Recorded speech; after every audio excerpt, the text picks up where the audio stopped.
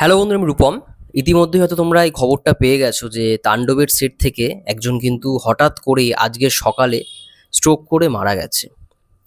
তো এমনই এখন সিচুয়েশন, এমনই একটা আবহাওয়ার সৃষ্টি হয়েছে, মানে বীভৎস গরম। এবং গরমে মানে শুটিং করা যে কতটা ডিফিকাল্ট, এবং এই শুটিং চলাকালীন সময় যদি কারোর মানে অস্বস্তি করে শরীর, আই থিঙ্ক সেই মুহূর্তে রেস্ট নেওয়াটা দরকার। তো অ্যাকচুয়ালি কি হয়েছিল আমি একটু পড়ে নিই। আমি দেখছিলাম বক্স অফিস নেক্সট নিউজের পক্ষ থেকে জিনিসটাকে পাবলিশ করা হয়েছে, এবং পরিচালক রায়হান রাফি কি বলেছে একবার পড়ে নেওয়া যাক। গতকাল রাজশাহীতে তাণ্ডবের সেটে ঘটে গেল এক অনাকাঙ্ক্ষিত ঘটনা। রায়ান রাফি পরিচালিত সিনেমা তাণ্ডবের শুটিং করার সময় ১৩ তলা বিল্ডিং থেকে হ্যাঙ্গিং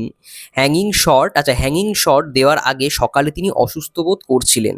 ওকে, কিন্তু কাউকে কিছু জানাতে দেননি। আচ্ছা, হ্যাঙ্গিং শট ছিল ১৩ তলা বিল্ডিং থেকে একটা হ্যাঙ্গিং শট, বুঝতেই পারছো অ্যাকশন দৃশ্যটা মারাত্মক ইম্পর্টেন্ট একটা জিনিস হতে চলেছে তাণ্ডব সিনেমার মধ্যে। তো সেইখানেই হ্যাঙ্গিং শট যিনি আর কি দিচ্ছিলেন, তিনি খুব অসুস্থ বোধ করছিলেন, কিন্তু কাউকে কিছু জানতে দেননি। শট দেওয়ার পরেও সবার সঙ্গে কথা বলছিলেন। হঠাৎ করে দুপুরের পর স্ট্রোক করেন স্টান্টম্যান মোহাম্মদ মনির হোসেন।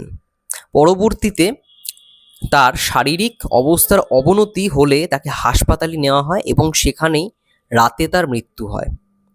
তার মতো এমন পর্দার আড়ালের হিরোরা আড়ালেই রয়ে যায় সব সময়।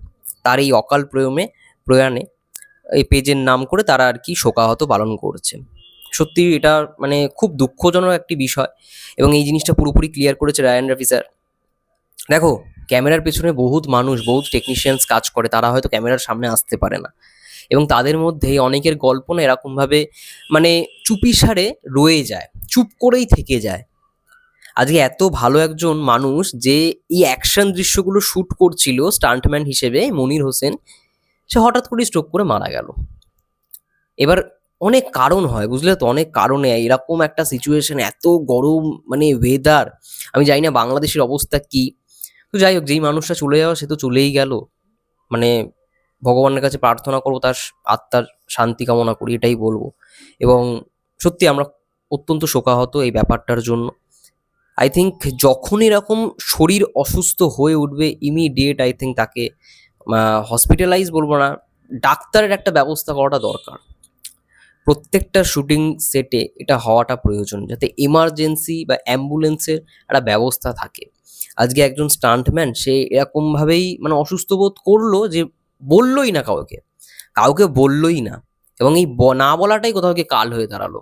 সে কি ভেবেছিল সে আর মানে কি বলবো এই পৃথিবীতে থাকবে না? হঠাৎ করেই না বলার জন্য হয়তো অবশ্যই ব্যবস্থা রয়েছে, ব্যবস্থা ছিল, কিন্তু সে অসুস্থ বোধ করছিল এটা সে বলতে পারেনি। এবং দুপুরবেলা হঠাৎ করে তার স্ট্রোক হয়, যখন সে আরেকটু মানে কন্ডিশন খারাপের দিকে যায়, তখন তাকে হাসপাতালে ভর্তি করা হয় এবং রাত্রের বেলা সে মারা গেল। কোনো রিজন ছিল না, ইভেন শুটিং শেষের পরে কথাও বলছিল পরিষ্কারভাবে। তো এরকম মানে শুটিং চলাকালীন সময় যাদের যাদের এরকম অসুস্থ বোধ বা হয়তো শরীরে অনেক সমস্যা থাকতেই পারে, চুপ করে থাকাটা কিন্তু সব থেকে বড় বোকামি সেখানে কাজ করবে।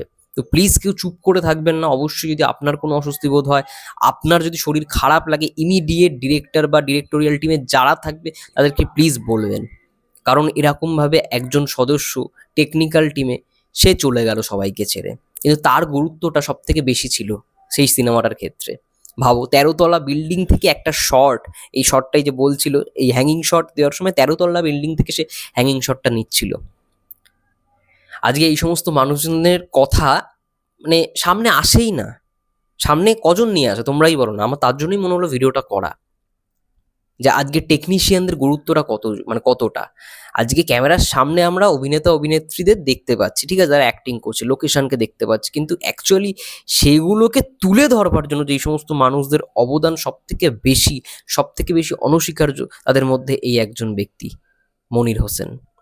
সে এখন আমাদের মাঝে আর নেই। কি আর করা যাবে, সেটার জন্য তো আমরা মানে ভিডিও করা তো আর বন্ধ করতে পারি না, কিন্তু আমার কোথাও গিয়ে মনে হলো তাকে নিয়ে কথা বলাটা উচিত, অবশ্যই উচিত। এবং এটাও আমি মানে বলতে চাই যে এরকম যে কোনো মানে টেকনিশিয়ানদের অসুবিধার হতেই পারে, ইমিডিয়েট বলাটা দরকার। এবং শুটিং স্পটে যেখানেই শুটিং হোক না কেন, নিয়ারেস্ট হসপিটালের যেন ব্যবস্থা থাকে, বা অ্যাম্বুলেন্স যেন ব্যবস্থা থাকে। অ্যাম্বুলেন্সটা খুব ইম্পর্টেন্ট। হতেই পারে যখন এখন যা ওয়েদারের কন্ডিশন, বীভৎস গরম, আবার মাঝে মাঝে বৃষ্টি পড়ছে, গরম বাড়ছে, তো শরীরের কন্ডিশন যে কোনো মুহূর্তে খারাপ হতে পারে। এই তো রায়ান রেফসা নিজেই বলল যে এই শটগুলো দেওয়ার পরেও সে কথা বলেছিল সবার সঙ্গে, কিন্তু হঠাৎ করেই সে যদি অসুস্থতা বলতো সবার সামনে তাহলে কোথাও গিয়ে তারা ব্যবস্থাটা করতে পারতো, কিন্তু বলেনি। মানে হঠাৎ করেই তার এরকম সিচুয়েশন হয়ে যায় এবং রাত্রে তার মৃত্যু হয়। যাই হোক, ভগবানের কাছে, আল্লাহর কাছে এটাই প্রার্থনা করি, এটাই দোয়া করব যে তার আল্লাহ মানে তার আত্মার যেন শান্তি শান্তিতে থাকে তার আত্মা। ব্যাস এটা বলেই ভিডিওটা শেষ করব।